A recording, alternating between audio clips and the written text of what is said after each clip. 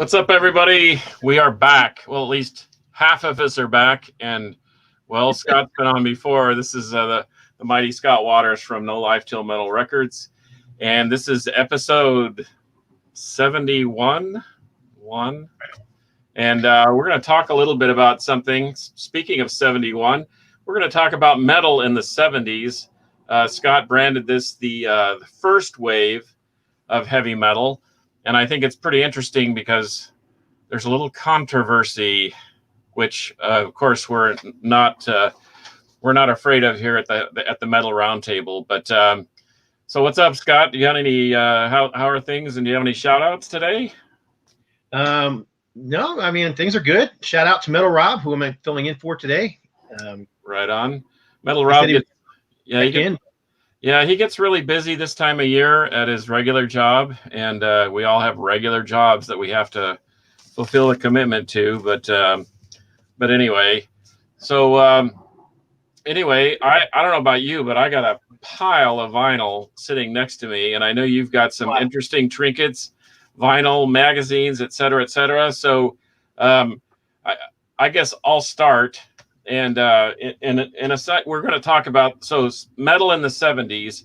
I think it's fascinating. In fact, we were looking at some of those magazines before we started, and even back then, they were some of the.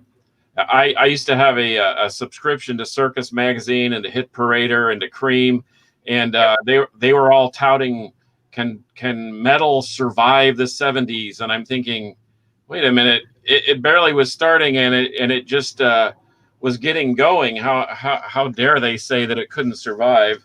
And so I don't know. What do you think about when you think about 70s metal? What are some of the first things that come to your mind? Well, I understand where the magazines were coming from at the end of the 70s, because bands like, the bands that were popular at the time, like Kiss and Queen and all those bands that were considered heavy metal in the 70s, were moving away from that sound. And then there was a whole new wave, which is why we got the new wave of British heavy metal that came up in 79, 80, that were doing the metal again. But yeah, there was a lot of the bigger bands were moving away from that sound. I mean, even the bands that were still together, like Black Sabbath, were falling apart at the seams at the time. Mm-hmm. So I understand why they thought it might have been the death of heavy metal, but obviously what they weren't watching for was the whole new wave coming from the underground. Right. Well, and I obviously, when you talk heavy metal, I mean, I guess most people agree that Black Sabbath are the grandfathers of heavy metal. I mean, I'm just throwing it out there. I guess that's the popular decision. Yeah, and we had talked about that, but I think we're here to sort of. Yeah, I mean, there's just no more obvious one than this one. Right, but I'll tell you what, I heard this for the first time, Deep Purple in rock. And I mean, this thing is a ripper. It's got Black Knight, Speed King, Sweet Child in Time. This thing is heavy, and oh boy, look, see, I love it when we're on the same page. This is actually an original German copy, so that's why it's a white cover. But not only that, but this one as well. Man, that's one of the first albums that I ever bought. In fact, it was the third album that I bought, and once again. Hey, look, we can't coordinate this any better. And let me guess, you're going to pull out something like this? Yeah, see, that's all part of what I call the first wave of British heavy metal. I mean, there couldn't be a new wave of British heavy metal had there not been a first wave of heavy metal. So I grabbed this one, but just because I already had this one out. Okay.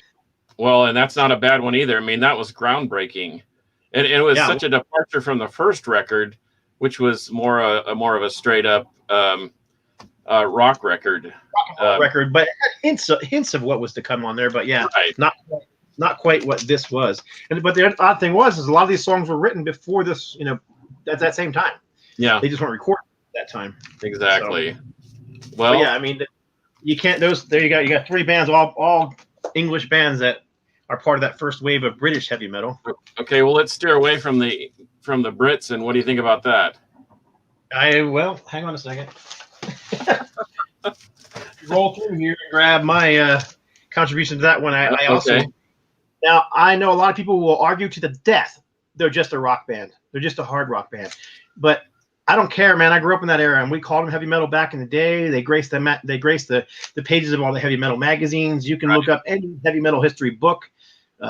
Martin Popoff's Collector's Guide to Heavy Metal. You're going to find every single AC/DC record in there, and there's a reason for it. Right. Well, and I think the key to metal, in my opinion, this is just my opinion. If you disagree, of course, that's what the comment section down there is for. But metal is about riffs. And is there anybody more prolific in writing riffs than the AC/DC boys? I think not. And once again, that's what the comments are for. Go ahead and fire away. But let me rifle off a few more from. Bring it on. Let's see it. First wave of British. Man, this is uncanny, and I promise that we didn't set this up. But, no, we didn't. Or other than just say, hey, let's do this show. Yeah, but hey, look at this. There it is. Oh, I mean, and I've got something that's kind of unusual. Does anybody have this with a little budgie feather that came with it? I don't know.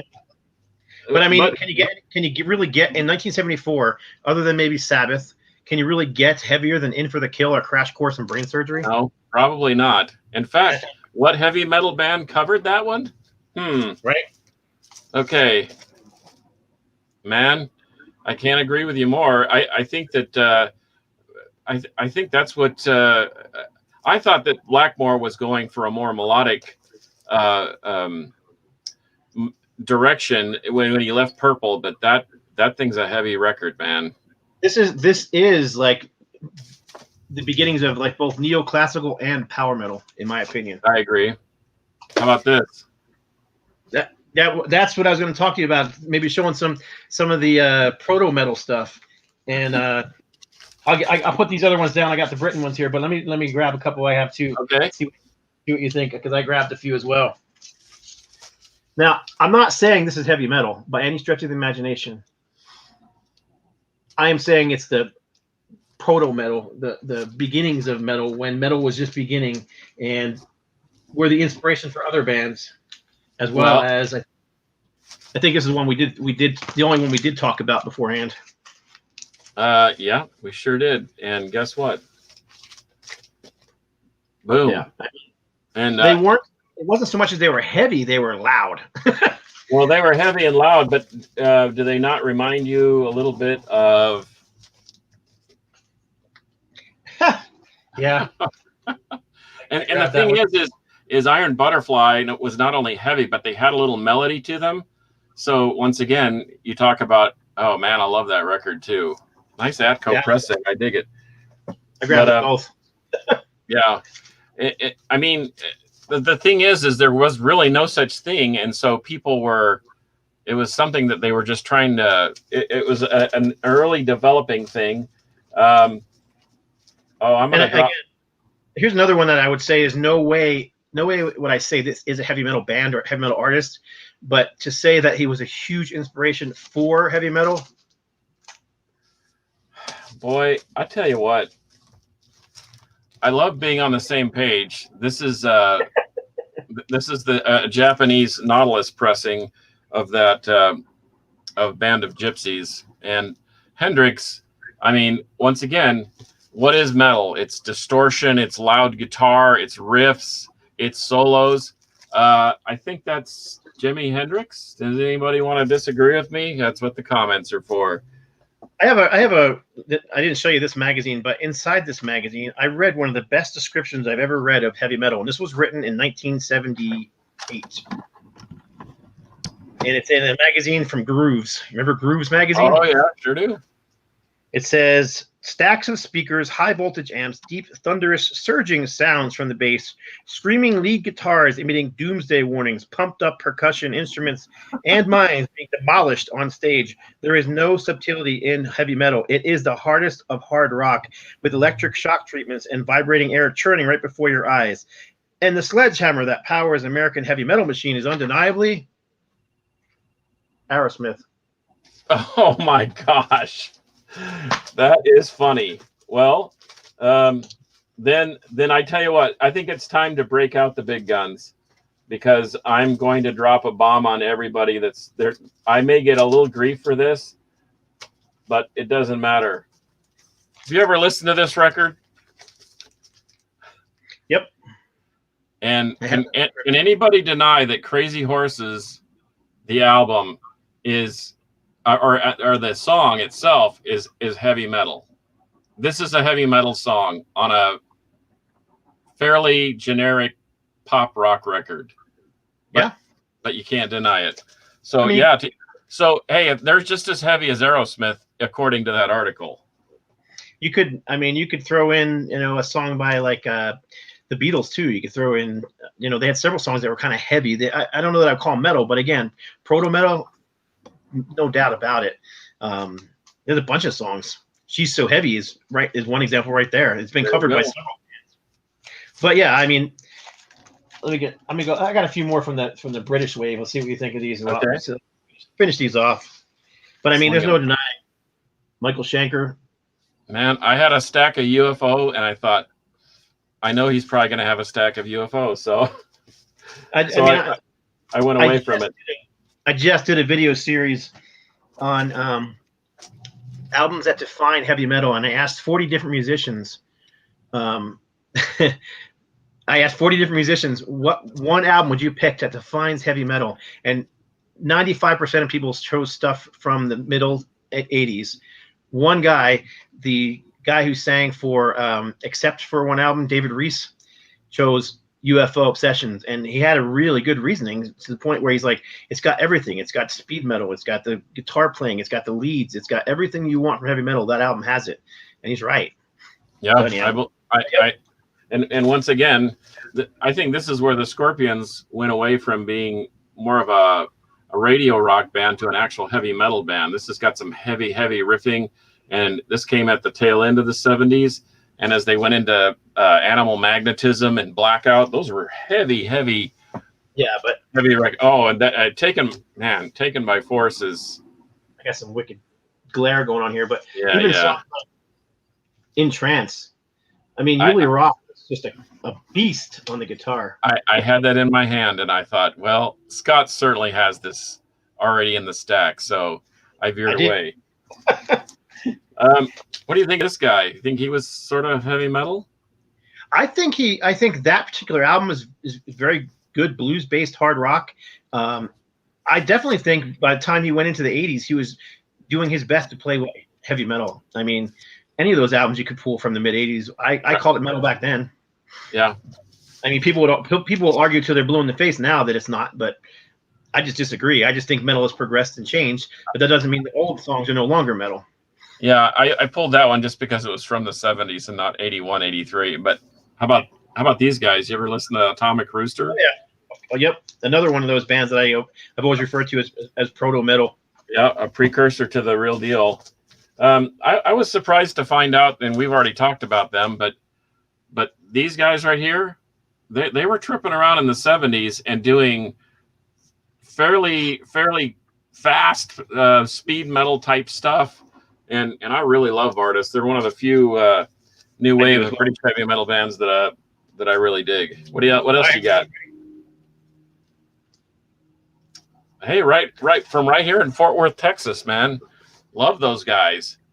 In fact, I saw them with it was like a reunion thing with Grand Funk, and it was really cool because they have a similar sound, kind of a keyboard oriented deal, and I don't know, man. I love blood rock. There's some heavy riffing going on there for sure.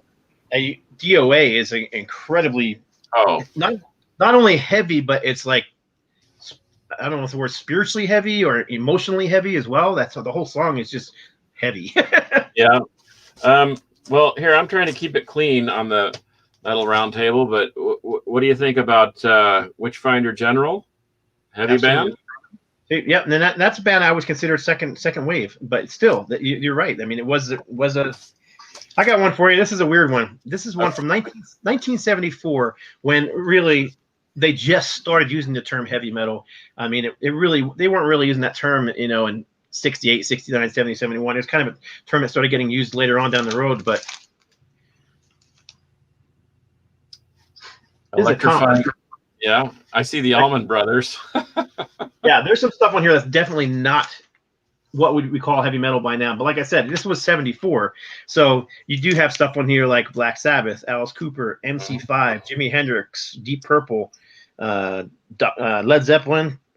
You know, who else is on here that's pretty heavy? But then there's stuff on here that's like, here you go. Look at that one. Would anybody call that heavy metal? The Grateful Dead. Probably not. Well, speaking of Zeppelin, this is the German pressing of the second album, and I know that there's a long debate, especially from the own band members of Zeppelin that said, "Oh, we're not heavy metal, we're a blues-based rock band." But I'm telling you what, once again, riffs, hot licks, soaring vocals, crushing melodies. They're heavy metal. But I mean, Black Sabbath said the same thing. They always said they were never a heavy metal band. Now they say they're a heavy metal band. Back then, they argued about it. But you also have to remember something that a lot of newer fans don't remember is the term heavy metal was actually a derogatory term when it first started out. It had nothing to do with you know, it was basically a bunch of noise is what they were trying to say it was. Right. So nobody wanted to be labeled that. And the other thing that being labeled heavy metal meant was that, oh, you can only play this style of music. You can only play these kind of songs. And bands like Zeppelin and Sabbath, they didn't just play heavy songs. I mean, they had ballads and they had, I mean, Sabbath had jazz influences and, you know, blues influences and all that stuff was mixed in. That was part of the whole thing in the 70s. It wasn't so confined like it is now where it's death metal and you can only play this, and this is thrash metal and you can only play this. And it wasn't like that. And you and I have sort of had that discussion about that like jazz fusion stuff where it's sort of a crossover hybrid between rock and jazz where there's a lot of instrumentation. If you listen to like the early Earth demos, which is the precursor to Black Sabbath, basically before they call themselves Black Sabbath, it's super jazzy and proggy and whatever. And so all those influences are there even in their afterlife. In fact, I was at Panther City Vinyl, and shout out to Dan, who's filling in for Ted this week, who's traveling, who hooked me up with the Latin copy of David Lee Roth's "Eat 'Em and Smile." It's kind of fun to hear him sing in Spanish. But speaking of the Van Halen connection, Sammy Hagar in Montrose. Man, this is a heavy son of a gun. This is the German version of the first album, and it's a bad motor scooter, if you know what I mean. In fact, someone had asked where the term heavy metal came from, and I know that there's a band connected to it that someone referred to them as that, and I wasn't sure if it was Mountain or somebody else. I just don't remember who it was, but somehow that term got coined.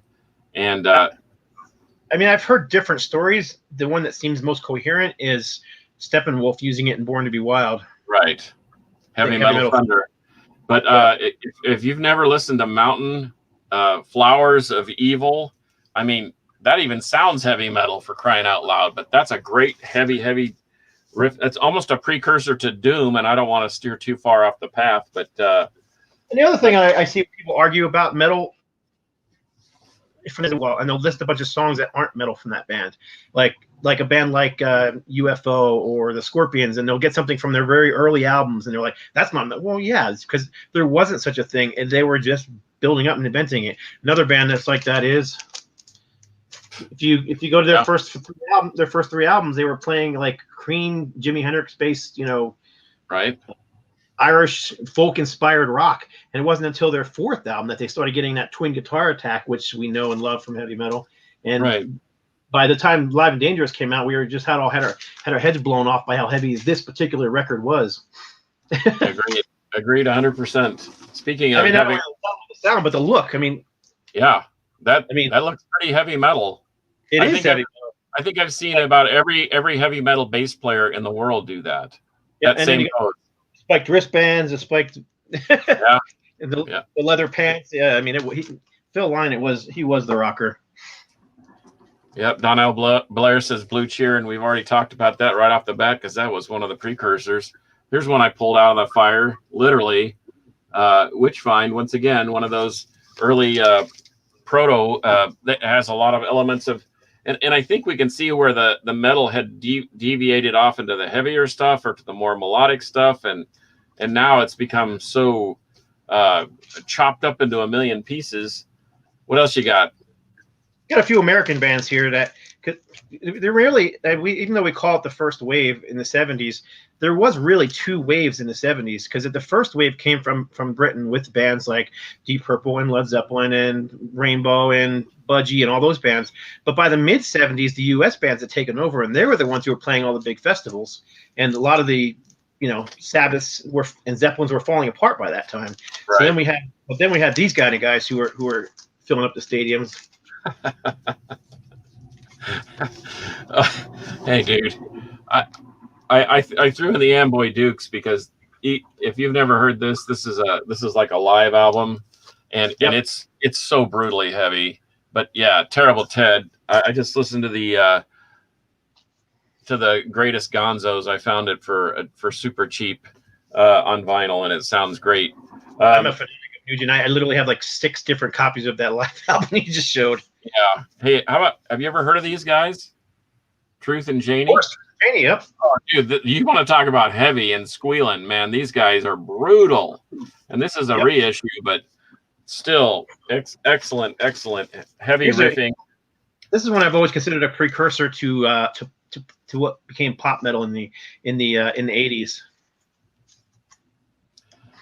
I had an Angel record in my hands too. And greatest logo in music, I think. No doubt. You turn it over. The covers. The cover is the greatest thing ever. Holy smokes. Yeah, I love that band. I saw them, with Max Webster opening for Rush, All the World's a Stage, and they were fantastic. It was almost like these guys are almost too good for that. And there you go. Oh, that's a cover of Hangover I don't have. Yeah, this is the Canadian pressing. Not the lime green version. Yeah, the lime green version is the U.S. pressing. Well, speaking of the Canadians, how about that? Any argument? Nope, none at all. Let's stay on Canada for a while. Okay.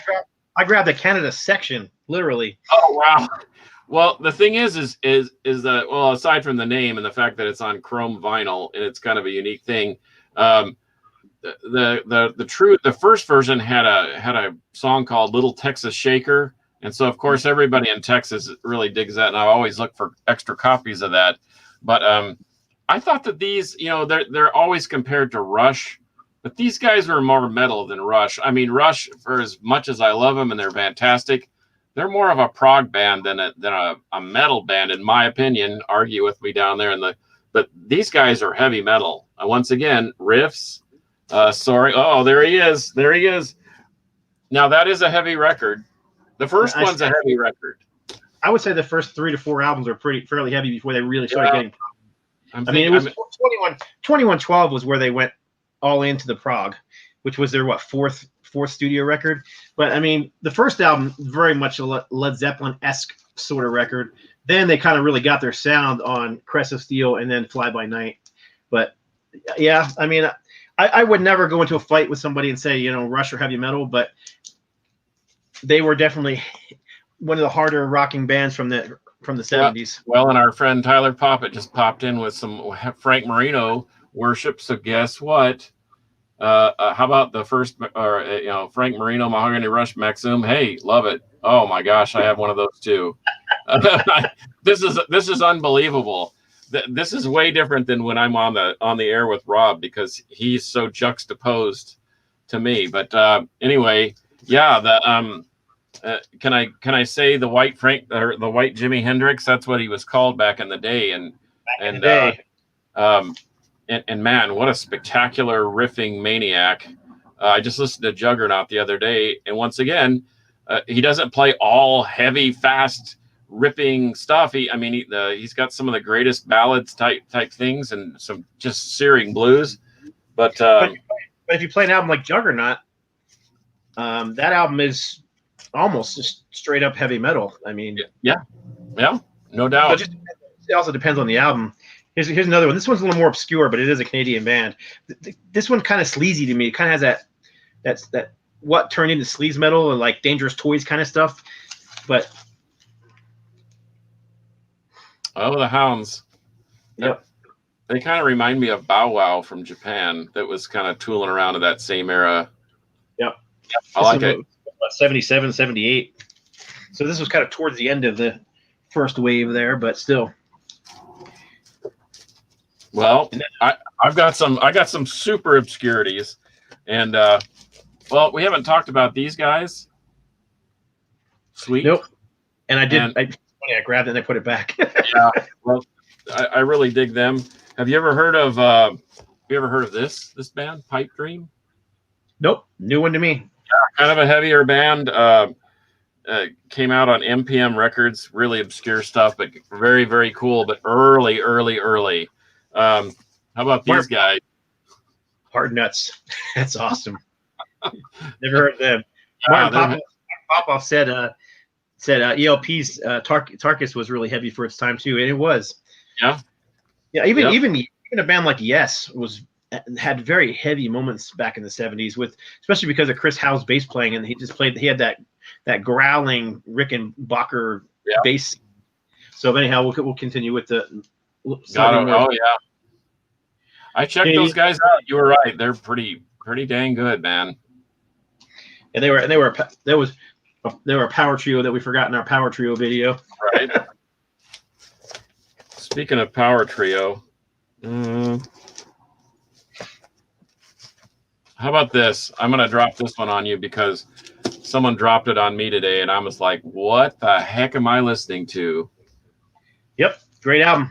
Yep. And the guy sounds a little like Ozzy. But man, what a great album, great power trio, great graphics. Man, really dig this thing. And I've only spun through it once, but really, really cool. How about these guys? You ever heard of these guys? Granicus? Nope. When I first started spinning, I maybe pulled Cactus, and maybe I should have pulled Cactus. Oh, Cactus is, well, speaking of Cactus. Dust, yep. Yep, heavy. Even the cover. I mean, look at that cover. Yep, definitely.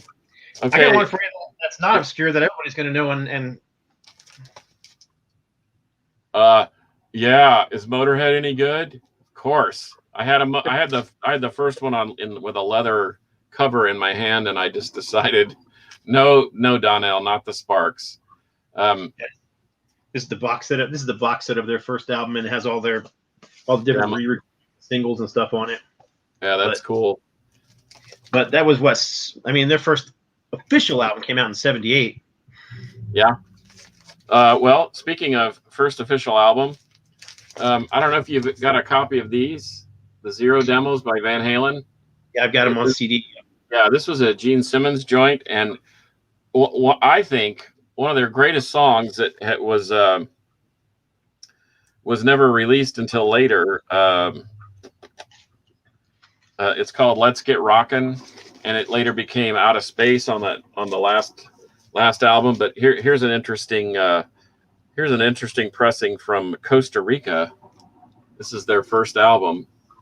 That's interesting. Yeah. Think it's a bootleg or anything? I don't know, but it is from an official release from Costa Rica, as it says on the back. But shoot, I'm almost running out of stuff here. Here's another band that everybody likes to argue whether they were ever heavy metal or not, but they definitely were considered so in the 70s. Man, yeah. I mean, they were lumped into that thing. I mean, if Aerosmith was heavy metal back then certainly, if Jethro Tull can win Metal Performance of the Year at the Grammys, then certainly Kiss can pitch in and blow them out of the water. If you've never heard Parasite, if you've heard the song Parasite, I'm sure. That is a freaking heavy song for 1970. Yeah, that's one of my favorites off that record. Okay, one more obscurity, and then I'm gonna fire. I love it. Yeah, that's freaking heavy. And little proggy on that one, but it's still great. Oh yeah, that's another one. Captain Beyond still got a little bit of that early Deep Purple. A lot of grit, a lot of bite in that record. But it's got a little bit of that psychedelic sound still in there. But yeah, I mean, I'm gonna I didn't show these, but I might as well show them since we kind of already talked about them. But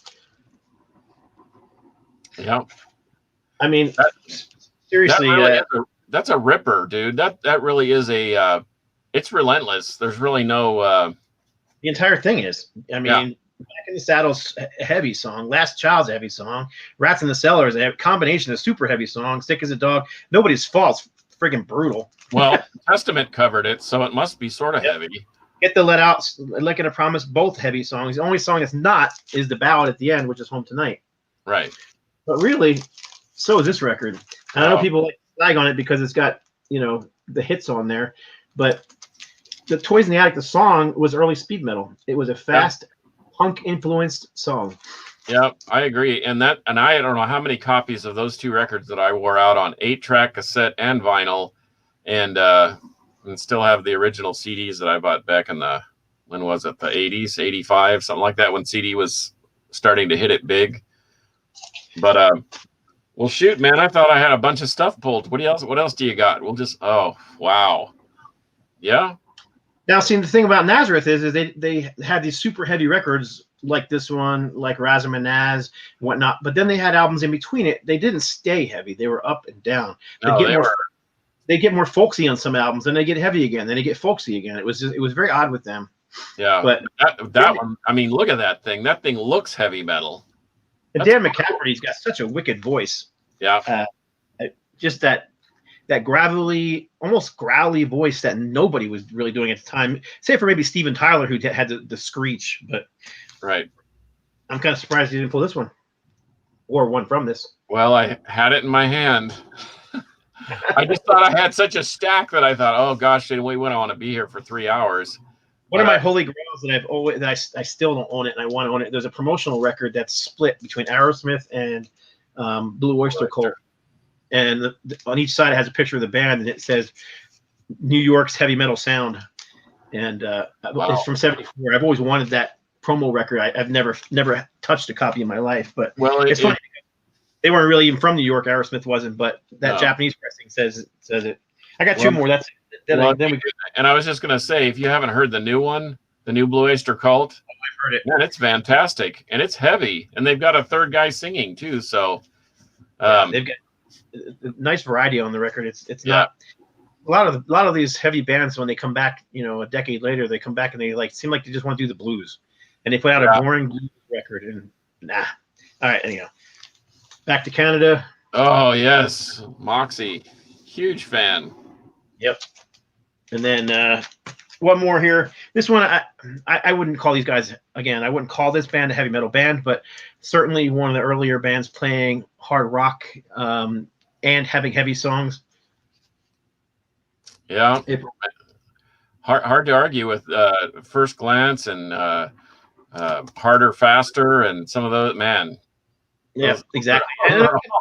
Those are all like a lot of these bands. I mean, because I've had arguments with people about the whole Aerosmith thing a bazillion times over, and they were like, "Oh yeah, that Dude Looks Like a Lady does such a heavy song." Haha.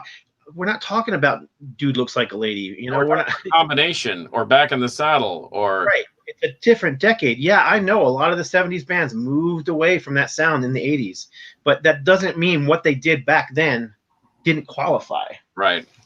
And that's why I grabbed these magazines, because I always like to show them, because they're cool. The people back, and I get people we never even called it heavy metal back then. But yet I've got magazines here. This is some 78 Cream magazine. Is heavy metal dead? So how could something that didn't exist, the media at the time, which is what this is, people proclaiming it's dead. And look at the bands that are out there. I mean, it's Ted Nugent and Aerosmith and Kiss and Queen and Van Halen. Now, I would argue about Boston or even Heart, but well, I don't know. Heart, Dog and Butterfly. Listen to that thing. That's as heavy as any Zeppelin record. And that's the thing, is they were very Zeppelin-esque in their sound. Right. Here's another one. 78. Can heavy metal survive the 70s? I don't know if they can or not. Wait, it just did. 40 years later, we're still talking about it. But yeah, and then one more. I guess you got two more, but one more. This is actually from 1980, and this is the one I showed you earlier. But heavy metal, it's actually Back from the Dead. Heavy metal. Here Comes the Goon Squad. Did it ever die? But I guess it must have. But I mean, listen to the bands: Van Halen, Blue Oyster Cult, Black Sabbath, Joe Perry Project, AC/DC, Def Leppard, Crocus, Lucifer's Friend, Triumph. There you go. Yep. Blackfoot, Iron Horse, The Scorpions, Iron Maiden, Riot, Saxon, and more. Yep. Well, that sums it right up then. Yeah, this here was one from 1980 as well. I mean, but you literally have a magazine called Heavy Metal. Zeppelin, AC/DC, Van Halen, all those bands on there. That was an issue from Cream, wasn't it? Yes, it is. Like a spin-off, like a spin-off magazine or something, or like a special issue or whatever. A special edition from Cream. Yeah, it was actually, if you look close, you can see it's the. Man, I got bad glare. The best of Cream. Oh, I gotcha. So anyhow, so yeah, if it didn't exist, then well, first of all, if it didn't exist, how can we have a new wave of British heavy metal if we didn't have a first wave of British heavy metal? Right. Well, that's logic talking, and I know how unlogical the world can be at certain points in time. So, if you were going to pick out your top 3 first wave of heavy metal, what would they be?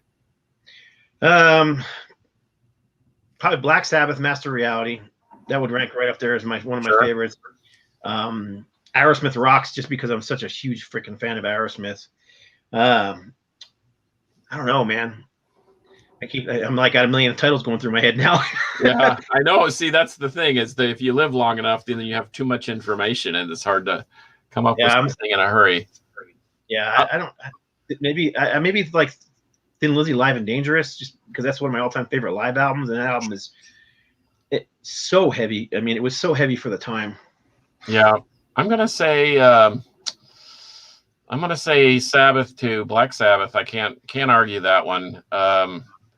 Probably Van Halen 2.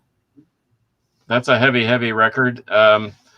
Although the first 2, I guess, honestly, the first 3 albums were kind of recorded in the same session and then just chopped up and produced so they could stay on the road. And then let's see, number 3. Heck, I don't know.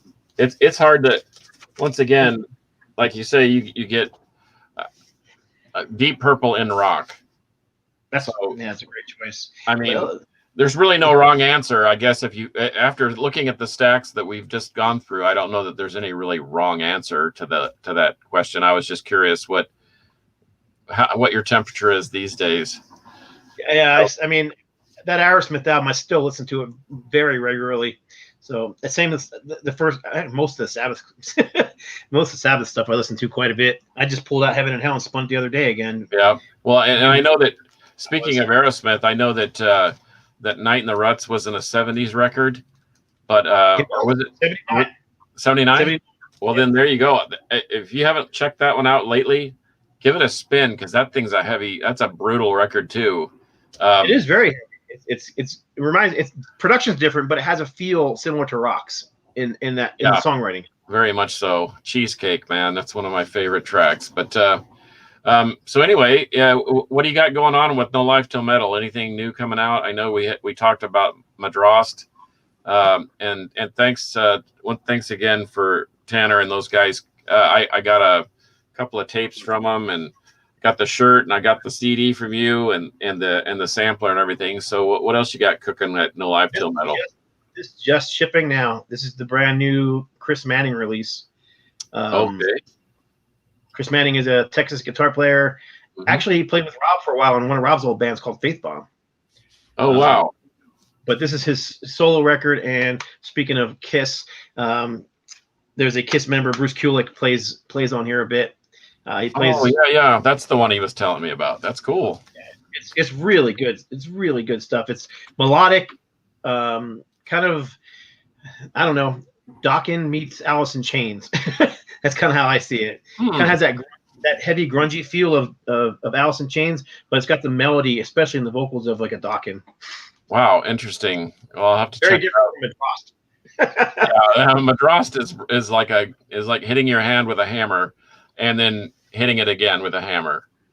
So yeah, I really dig that record. I've been spinning that one kind of like you. I stuck it in the player and I can't get it out of my player because it's just ripping, and there's like point counterpoint. That's what it makes me think of. because you've got this speedy, thrashing, brutal, ripping, and then this melody and this atmospheric, almost orchestral feel to it. It's really cool. It's a really cool record.